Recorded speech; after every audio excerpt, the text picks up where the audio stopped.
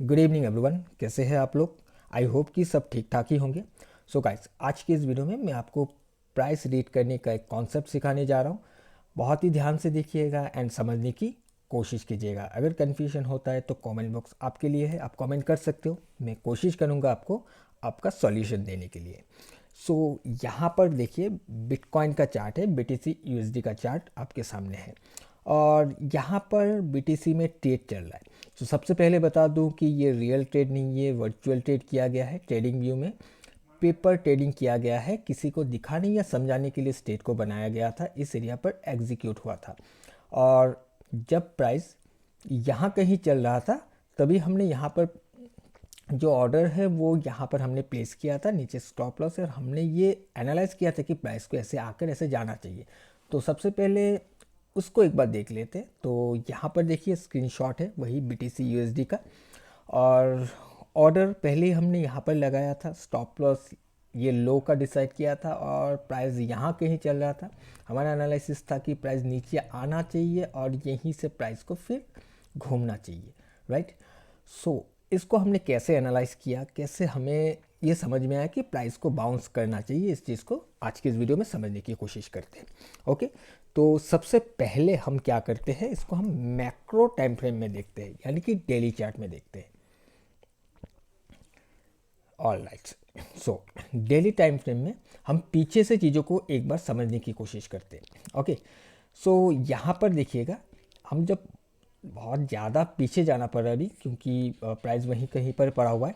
सो यहाँ पर देखिएगा, ये एक हाई था, राइट। इस हाई को बनने के बाद प्राइस इसके नीचे बहुत दिनों तक ट्रेड किया था और इस जगह पर हाई का ब्रेकआउट हुआ था। अब हम इस एरिया पर आ जाते हैं, क्योंकि अभी वो हमारा काम ख़त्म, हमने हाई को निकाल लिया था। अब यहाँ पर देखिएगा, इस हाई का ब्रेकआउट हुआ इस जगह पर, और हाई के ब्रेकआउट के बाद प्राइस सस्टेन किया एंड ऊपर चला गया। सो हाई के ब्रेकआउट के बाद जब सस्टेन करके ऊपर चला गया तो हमें ये समझ में आया कि ब्रेकआउट के बाद जो बायर्स आया था वो इस वाले कैंडल से आया था, राइट। यहाँ पर एक बेस बनाकर इसने ब्रेकआउट करते हुए फिर ऊपर चला गया। अब जब प्राइस नीचे आया तो आपको दिखेगा कि एग्जैक्टली उसी लेवल पर आते ही प्राइस में हमें बाउंस देखने के लिए मिला। आप देख सकते हो इसी जगह पर से बायर्स एक्टिव हुआ था और जैसे ही प्राइस यहाँ पर आया इस जगह से फिर हमें बाउंस देखने के लिए मिला है। अब हम इस एरिया को देखते हैं। I am sorry. ऑलराइट, सो इस एरिया को अगर आप देखोगे, यहाँ पर हिट करके सपोर्ट फॉर्म करके प्राइस इस जगह से धीरे धीरे करके उठना स्टार्ट किया। हालांकि अगर हम हायर लेवल से देखें तो इसका ट्रेंड कहीं ना कहीं हमें थोड़ा डाउन ही दिख रहा है, क्योंकि इस जगह से हाई बनाने के बाद प्राइस में कुछ ऐसा करके मूवमेंट है।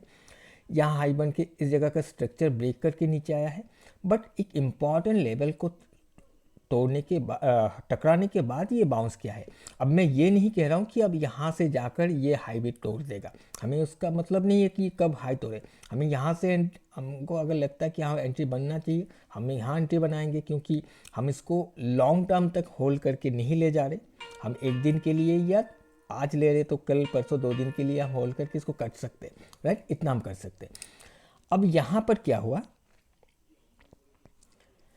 यहाँ पर हिट किया, सपोर्ट लिया, सपोर्ट लेकर प्राइस ऊपर गया, इस जगह पर जाकर प्राइस फिर रुक गया। अब रुकने के बाद अब देखिए फिर से एक बेस का ब्रेकआउट अप डायरेक्शन में हुआ। ब्रेकआउट होने के बाद प्राइस फिर से थोड़ा सा नीचे आया, नीचे आने के बाद फिर घूमा प्राइस और इस जगह पर हाई बना के ये बैक टू बैक गिरने की कोशिश करने लगा, ठीक है। अब जब गिर रहा था इस एरिया को ध्यान से देखिएगा कि सबसे पहले ये एक रेड कैंडल फॉर्म हुआ, यानी कि यहाँ से सेलिंग स्टार्ट हुआ।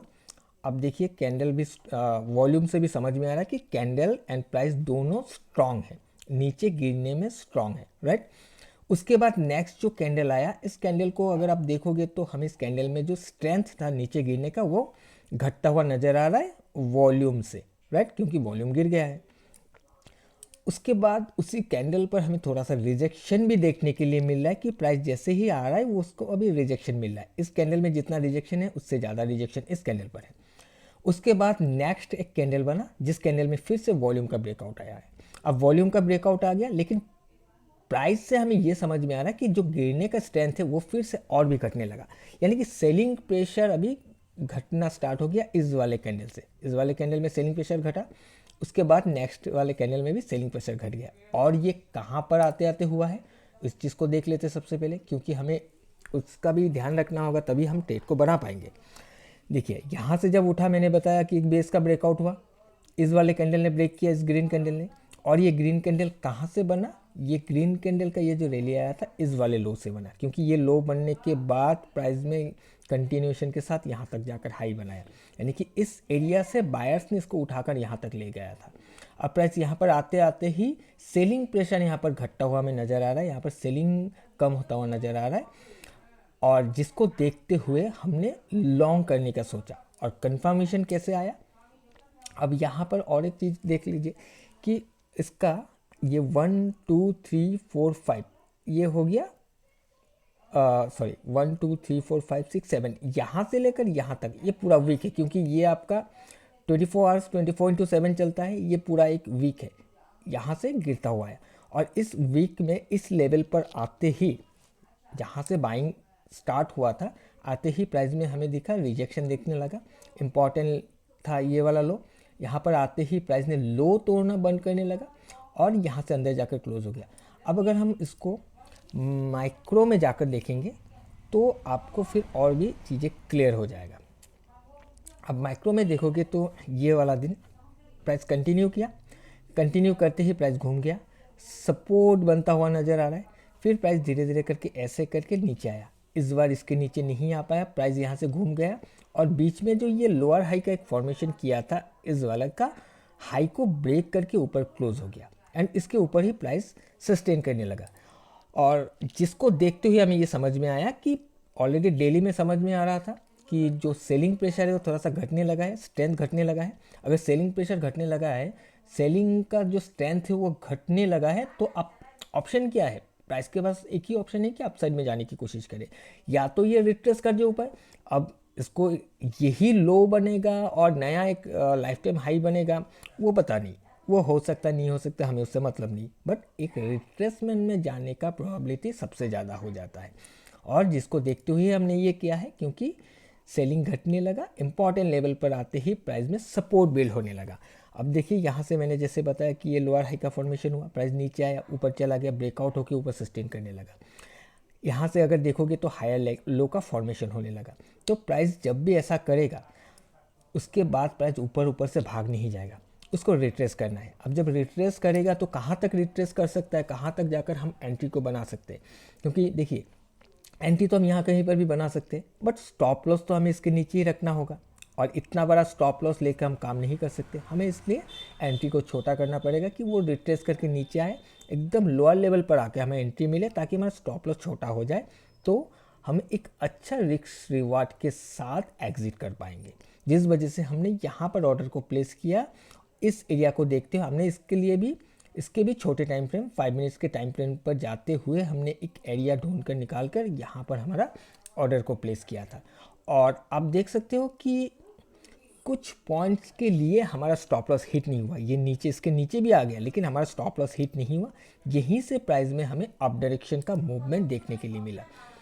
प्राइस ने यहाँ से उठना स्टार्ट किया, एक नया हाई बना दिया, यहाँ से स्ट्रक्चर को ब्रेक किया, नीचे आ गया, नीचे आते ही आप देखिए फिर इसके नीचे नहीं आ पाया, इसके आसपास आते ही प्राइस में फिर से बायर्स एक्टिव हो गया, नया हाई बना दिया, फिर से एक स्ट्रक्चर ब्रेकआउट हो गया, यहाँ पर जाकर एक हाई बना के गिरने की कोशिश किया, हालांकि वो कंटिन्यू नहीं कर पाया, लोअर लो नहीं कर पाया, तो ये हम कंटिन्यूशन में ही देखेंगे। तो अभी प्राइस कंटिन्यू कर रहा है, और ये कहाँ तक जाना चाहिए, मेरे हिसाब से इसको अभी 85,100 के आसपास इसको सबसे पहले जाना चाहिए, क्योंकि इसका जो रेजिस्टेंस है अभी यहाँ पर पड़ा हुआ है। और इसके बाद अगर हम देखेंगे इसके ऊपर अगर चला जाता है तो वो कहीं ना कहीं इस एरिया तक लगभग 88,000 तक, अगर ये 85,100 के ऊपर जाकर सस्टेन कर जाता है तो फिर कहीं ना कहीं हो सकते हैं 88,000 तक भी ये प्रोसीड कर सकता है। बट उससे पहले हम 85,000 को अगर हम टारगेट लेकर चले तो एक अच्छा रिक्शे वाट के साथ हम यहाँ पर एग्जिट कर रहे हैं, हमें मतलब नहीं उसके बाद कहाँ पर जाए, कितने भी ऊपर चला जाए या वहाँ से गिर जाए। और अभी जहाँ तक प्राइस गया है, जिस जगह पर ट्रेड कर रहा है, अगर हम इसका भी एक मेज़र करें कि रिस्क रिवार्ड रेशियो हमें यहाँ पर कितना मिल रहा है, तो वो भी आपको यहाँ पर ओके। सो यहाँ कहीं हमारा स्टॉप लॉस हमने रखा हुआ है और अभी यहाँ कहीं चल रहा है, तब भी आप देख सकते हो कि आज ही का ट्रेड है, यहाँ कहीं ट्रेड बना हुआ है और 1:7 ऑलरेडी हमें मिल रहा है, राइट। सो देखिए, प्राइस को अगर ध्यान से पढ़ोगे, समझने की कोशिश करोगे, सिर्फ लाल हरा ग्रीन रेड ये देखने से नहीं होगा कि रेड कैंडल बना हुआ है तो प्राइस अभी गिर जाएगा, ग्रीन कैंडल बना हुआ है तो प्राइस अभी चढ़ जाएगा, ये सिर्फ देखने से नहीं होगा। या फिर कोई ट्रेंड लाइन बना हुआ है, इसका ब्रेकआउट होगा तो चढ़ जाएगा, इसका ब्रेकडाउन होगा तो चढ़ जाएगा, या फिर कोई ऐसे चल रहा है, प्राइस ऊपर चल रहा है तो इस जगह पर आकर ही सपोर्ट लेके चढ़ जाएगा, ऐसा करने से नहीं होगा। आपको प्राइस को रीड करना है, एक इम्पॉर्टेंट लेवल को देखना है कि कहाँ पर, अगर आप लॉन्ग जाना चाह रहे हो तो आपको देखना ही पड़ेगा कि बायर्स किस जगह पर बैठा हुआ है, कहाँ से एक्टिव हो सकता है। उसी एरिया पर आकर अगर आप अपना पोजीशन को बनाओगे, कोई भी एक्शन लोगे, तो हमारा आपका स्टॉप लॉस होने का चांसेस काफ़ी ज़्यादा कम हो जाएगा और जो विनिंग रेशियो है वो बढ़ जाएगा। हाँ, स्टॉप लॉस हो सकता है, ऐसा नहीं कि स्टॉप लॉस होता नहीं, सबका होता है स्टॉप लॉस होगा ही। अगर आप मान लो कि 20 ट्रेडिंग सेशन होता है इंडियन मार्केट में, या फिर ये 24/7 चलता है, 30 ट्रेडिंग सेशन होता है, 30 to 31 ट्रेडिंग सेशन होता है। अगर आप 30 ट्रेड ही करते हो और यहाँ से अगर 4-5 ट्रेड स्टॉप लॉस हो जाता है तो क्या दिक्कत है? कोई प्रॉब्लम नहीं है। अगर इंडियन मार्केट में काम कर रहे हो, 20 ट्रेडिंग सेशन में आप 20 डेज ही ट्रेड कर रहे हो और यहाँ पर आपका मैं मैक्सिमम, अगर मैं 6 से 7 ट्रेड भी मैं ऐसा लेके चलता हूँ कि आपका स्टॉप लॉस हिट हो जा रहा है। बट अगर आप एक अच्छे रिस्क रिवार्ड के साथ काम करोगे, रिस्क मैनेज करके काम करोगे, तो एक अच्छा पैसा आप बना लोगे, राइट। लेकिन इसके लिए आपको प्राइस को पढ़ना सीखना होगा, प्राइस को समझना होगा कि वो क्या करना चाह रहा है। सिर्फ एक हाई लो लगा देने से या फिर गिर रहा है इसको देखने से नहीं होगा। प्राइस के साथ वॉल्यूम को कैसे पढ़ा जाता है इसको भी समझना चाहिए। ऐसा नहीं कि एक रेड कैंडल बना और बहुत ज़्यादा वॉल्यूम का ब्रेकआउट आ गया तो ये धर करके गिर जाएगा, नहीं, ऐसा नहीं है। उसके बाद ही आपको दिखेगा कि प्राइस रुक गया, नेक्स्ट डे प्राइस अपने वॉलीटिलिटी को चेंज करते हुए अपसाइड में चला गया है। आपको दिखेगा कि एक ग्रीन कैंडल बना हुआ है, स्ट्रॉन्ग कैंडल बना हुआ है, आपको लगेगा प्राइस ऊपर चला जाएगा, बट नेक्स्ट डे आपको दिखेगा कि एक ब्रेक इनसाइड कैंडल बना एंड देन कुछ ऐसे बन गया, इसने डाउन साइड को प्रोसीड कर गया। उसके बाद कहीं ना कहीं से फिर सपोर्ट लेकर उठ जाएगा। बट आपको वही देखना है कि अगर गिरता है तो कहाँ से वो उसका उठने का चांसेस है, बायर्स कहाँ पर बैठा हुआ है, या फिर हायर लेवल पर है तो अभी ग्रीन कैंडल एक बन गया, इसका मतलब ये नहीं कि कंटिन्यू कर जाएगा। ग्रीन कैंडल बन गया, कहीं ना कहीं से प्राइस में प्रॉफिट बुकिंग आएगा, थोड़ा सा गिरने की कोशिश करेगा। उसके बाद अगर इस कैंडल पर बायर्स बैठा हुआ है, अगर इस कैंडल पर बायर्स ने इसको उठा कर लेगा, इसको नीचे लाने नहीं देगा, तो आपको दिखेगा कि ये लो प्रोटेक्ट हो रहा है। गिरता है तो कहीं ना कहीं इस लोअर लेवल से आपको कहीं ना कहीं से सपोर्ट मिल जाएगा, क्योंकि जब एक कैंडल बनता है, एक स्ट्रॉन्ग ग्रीन कैंडल अगर ऐसा बनता है, इसका मतलब ये नहीं कि इस हायर लेवल पर इंस्टीट्यूशनल ने माल को उठाया है, वो हमेशा लोअर लेवल पर उठाएगा, प्राइस ऊपर चला जाएगा, फिर वहाँ से फिर प्राइस नीचे आएगा, आपका उनके अपने एरिया पर जैसे ही आएगा फिर वो एक्यूमुलेट करेगा, उनको इंतज़ार रहता है वहाँ पर आने का, या फिर उनको प्राइस को फिर से लाया जाता है अपना जो भी ऑर्डर्स पेंडिंग रहता है उसको फिल करने के लिए, क्योंकि उनको लोअर लेवल पर चाहिए। अब उनका जो भी ऑर्डर्स है वो अगर फुलफिल हो जाता है और अपने पोजीशन को लेकर बैठ जाता है, उसके बाद बाकी लोग उसको उठाते हुए जाएंगे, सेलर्स का स्टॉप लॉस हिट होते जाएंगे, बायर्स नए बायर्स घुसते जाएंगे और इनको प्रॉफिट होता रहेगा, क्योंकि इनके पास बहुत पैसा है, प्राइस को नीचे लाने नहीं देगा, जैसे नीचे आएगा फिर से थोड़ा एक्यूमुलेट करेगा, ऊपर चला जाएगा। तो इसके लिए आपको वो एरिया को ढूंढ कर निकालना है और कैंडल्स को बहुत ही ध्यान से समझना है, क्योंकि हमें अगर प्राइस को पढ़ना है तो हमें कैंडल्स को देख कर ही पढ़ना पड़ेगा, इसके अलावा तो कोई ऑप्शन नहीं है, कैंडल को ही देखना होगा। और ज़्यादा से ज़्यादा मैक्रो कैंडल को देखकर सबसे पहले एनालाइज करने की कोशिश कीजिए, क्योंकि अगर आप डेली में देख रहे हो कि सपोर्ट बिल्ड हो रहा है, तो उसके बाद अगर माइक्रो में यानी कि छोटे टाइम फ्रेम पर अगर सपोर्ट बिल्ड हो रहा है तो दोनों चीज़ आपको एक ही डायरेक्शन में बता रहा है, अलाइन हो रहा है, तो आप चांसेस ज़्यादा है कि वो आपके फेवर में चला जाए। ओके, सो आई होप कि आपको समझ में आया होगा कि आज के इस वीडियो में मैं क्या समझाने की कोशिश किया हूँ। अगर कोई कन्फ्यूजन है तो मुझे कमेंट करके बता दीजिएगा, मैं कोशिश करूँगा आपके सवाल का जवाब देने के लिए। बाकी आज के लिए इतना ही, हम मिलेंगे किसी और एक एजुकेशनल वीडियो के साथ। Till then, bye bye.